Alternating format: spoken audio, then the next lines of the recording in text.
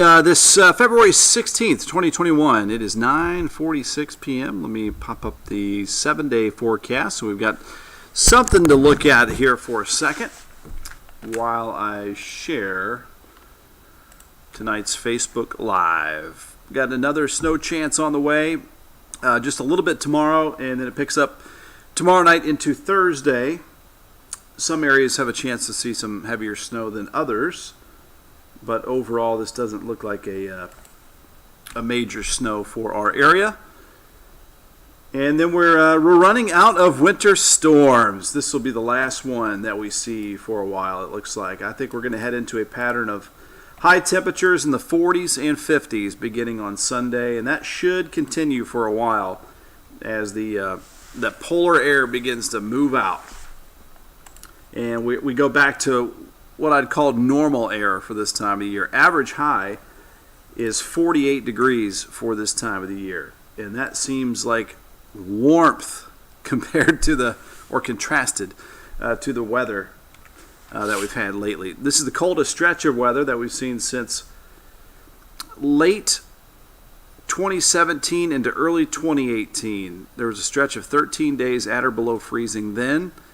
And we had the coldest high temperature today since that period of time. So a little over 3 years ago.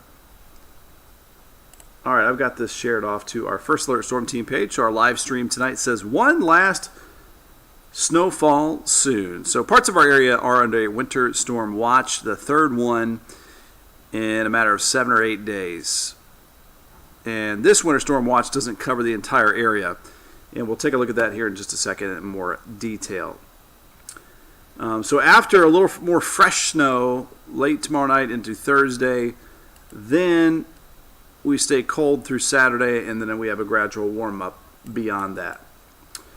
We've got Linda Byers, Beverly Hagist, Kathy Bryant, Mary Sparks from Hardensburg, Chris Hall, Joshua Violet, Lori Jacobson, Thomas Jones, Priscilla Clegg. Thomas says, too cold, bro. It was too cold today, no doubt about that. Kay Vandersdale, tell us something good. Isn't that a song? Hello from Paoli, from Dawn Bowling. Thanks for watching here tonight. Let me hop over very quickly to our main WHS 11 page. Hello to anybody watching on Twitter via Periscope and also on YouTube streaming tonight.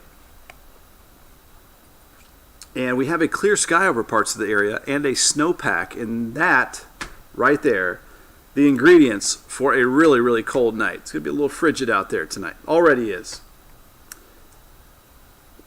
On our main page, we have Valerie Ponder, Margie Ashby, Ashley Glab, Diane Campbell, Paula Lynn is ready for summer. I will say the winter wonderland that we've had today is very beautiful, but summer is still my favorite. Pat Bland from Falls of the Rough. Lynn McCready will take 40 degrees. Donna Richards says heat wave. Sai Krishna King, thanks for watching. Paula Smith. What part of Indiana is this, Paula? Southern Indiana is what we're talking about. Nona Wimsat, Mary Hendricks says, wish they would salt the road in Ironton. The side streets are horrible. Yeah, a lot of the side streets are still not very good. And even some of the on and off ramps off the interstates are still a little slick, so watch for that. Barb from North Vernon, Indiana. Julie Grubb, you're really welcome. Thanks for watching. Lillian Lasley. Yes, Lillian, my son Brady and I had a good time. I was driving him around while he was skiing down our trails. Monica Mattingly loves the snow. We'll get a little bit more for you. Brenda Hack, Kathy Gribbons from Raywick, Samantha Stallings. When's the next storm rolling in? Tomorrow night into Thursday. Although there could be a little bit of light snow here and there tomorrow afternoon. Heather Wilkins, Trinity Wright from Jeffersonville, Rosie Baker, Mitzi Miller, Joan Burkhart, Janet Sutter, Diane Aubrey from Magnolia, Don Campbell from Lexington, Indiana, Rosie Baker from Seymour, Mary Garner from Hodgenville, Melanie Warwick from Clarksville, Tabitha Edlin, Brenda K, Daphne Turpin, Lynn Jansen, Gary Kearney from Ohio, Angela Inman. We're going nationwide tonight. Lawrenceburg, Kentucky, right there. Francis Dooley from Jeffersonville. I think we've got most of the folks here. Glenn says Doug Prophet can have his share of snow, but Tiffany wants more snow. All right, let's dig in, guys. So the snow reports across the area last night, I know this is old news by now, anywhere from about 4 inches to 9 inches across the area. You're like, what? Where's the 8 or 9 inches? That was up around Seymour, Scottsburg, Indiana, Brownstown. And then a lot of the area got anywhere from like 3 to 6 inches. Definitely on the low end from the Ohio River south of the forecast totals that we were giving you since late last week. And then some areas obviously got the higher end of those snowfall totals with that sleet mixed in as well. So this puts us well above average for our snowfall total for the snow season. We're up to 15 inches this winter. That's more than 5 inches above normal, and it's above the normal for the entire snow season, which is about 1.5 feet. And way above last year, which was about 3 inches. Okay, let's time out the next system. So this will take us into Wednesday afternoon. There you can see some flurries, little light snow activity will be possible, and then it becomes steadier late tomorrow night and into Thursday morning. And if you look closely, there's a gradient in color. So that color change indicates that since we're on the backside of the system, when you get farther west and northwest, you're running out of water to turn into snow. So the amounts of snow are going to be less as a result of that. You go farther east, you're closer to the system, you've got more water to use to turn into snow, possibly a little sleet. And then far eastern Kentucky, there you can see it's kind of a mix of cold rain and some sleet and maybe some freezing rain. But it looks like the predominant main type of precipitation for us is snow. We're looking at that little layer yesterday that gave us sleet initially. That was 1 or 2 degrees above freezing. It looks like that little layer for tomorrow night into early Thursday is below freezing this time. So again, what falls should be mainly in the form of some snow. But again, it does not look like a major snowfall. Generally, 1 to 2 inches in Louisville and areas to the north, and then about 1 to 3 locally higher in some areas possible. When you get down to the Bluegrass, Western Kentucky Parkway, and south, obviously, as we get more fresh weather model data, these totals, that line there might be adjusted north or south a little bit, but generally,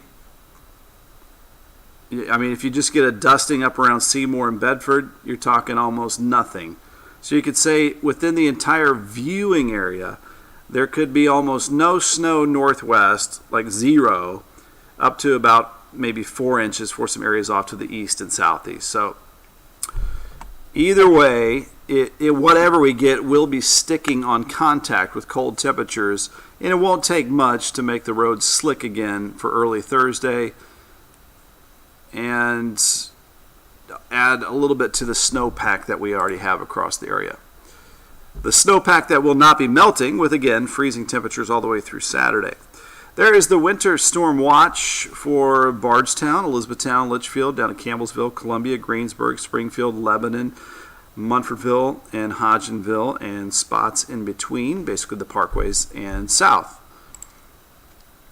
I think a lot of the area will be probably under a winter weather advisory instead of a winter storm warning with this one. Generally, a winter weather advisory covers about 1 to 3 inches of snowfall, and then you get 4 inches plus, and then that will be a winter storm warning. That is the basic difference.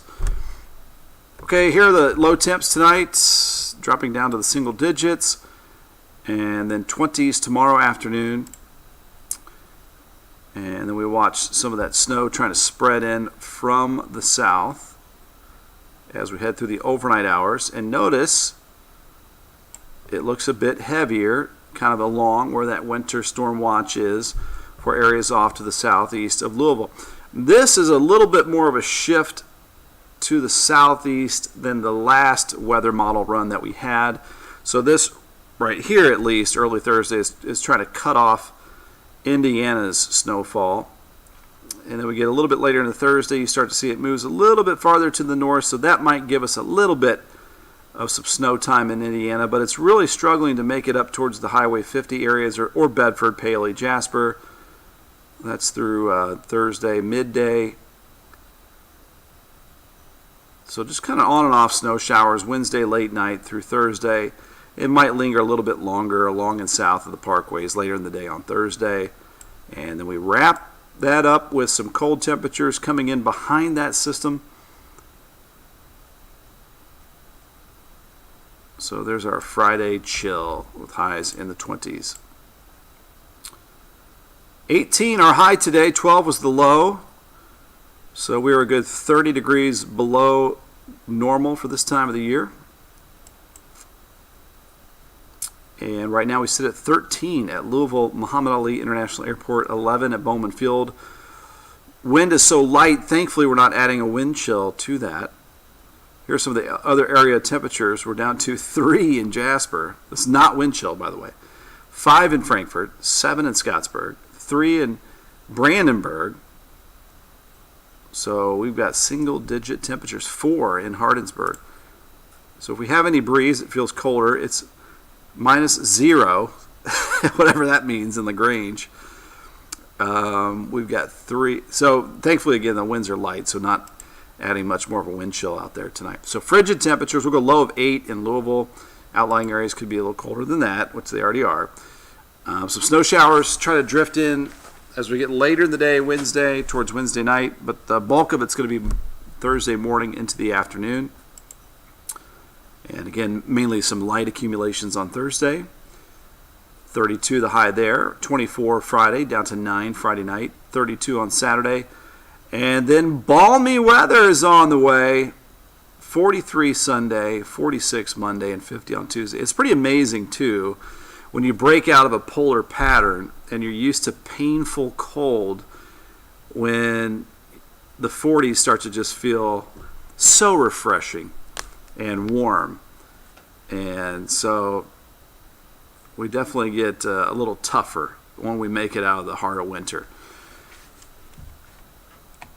Thank you, Edward. Thanks for watching here tonight. Just looking over some of your comments. Shout out to Brooke here at WHS 11.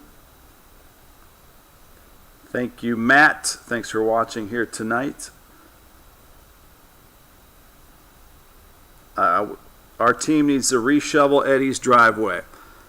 Luckily, this won't be as heavy in most locations.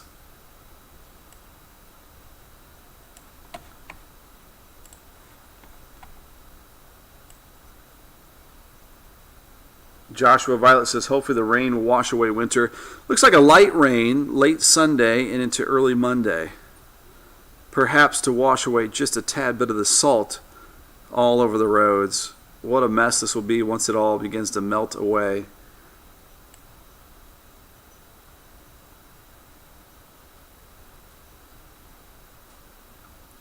Val says, what happened to the big storm? There still is a big storm. The center of it shifting off to the east. That's why ever since last week we're taking one storm at a time. And this one always looked like a mixed bag of precipitation. Eventual track would eventually tell us how much of what kind of precipitation that we would get. And so it looks like we're on the far western side of storm number 3, which will limit how much water that we have to work with. So then we have less snowfall totals across the area. So the weather data changes day by day. Every weather model run, you get new inputs of weather information from weather balloons that go up in the sky basically twice a day, in the morning and the evening. They sample the atmosphere throughout the depth of the atmosphere. They take weather observations, they send it by radio back to the the computers that process all that information, they do millions of math problems. Those math problems are what make up the sophisticated weather models that billions of dollars have gone into from governments from across the world, and that produce the maps that you see here a lot of times.